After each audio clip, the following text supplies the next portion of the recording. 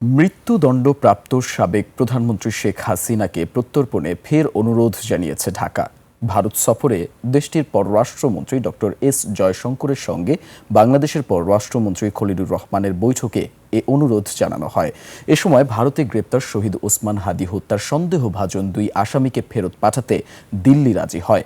পাশাপাশি মিলেছে ভিসা সহজ করা ও জ্বালানি সহযোগিতার আশ্বাসও। বিস্তারিত জানাচ্ছেন সুবর্ণা মেহজাবিন।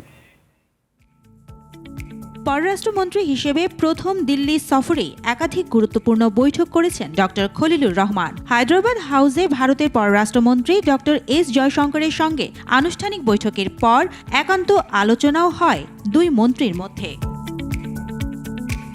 পারস্পরিক আস্থা আর সম্মানের ভিত্তিতে সহযোগিতা বাড়ানোর কথা উঠে আসে আলোচনায়। আঞ্চলিক ও বৈশ্বিক ইস্যুতেও মতবিনিময় হয়।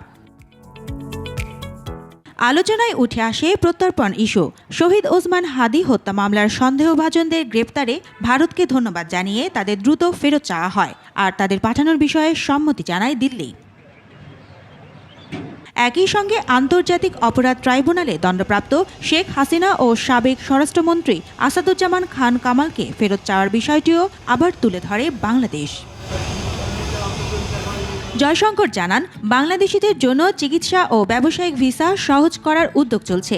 দ্রুতই এর বাস্তব প্রভাব দেখা যেতে পারে।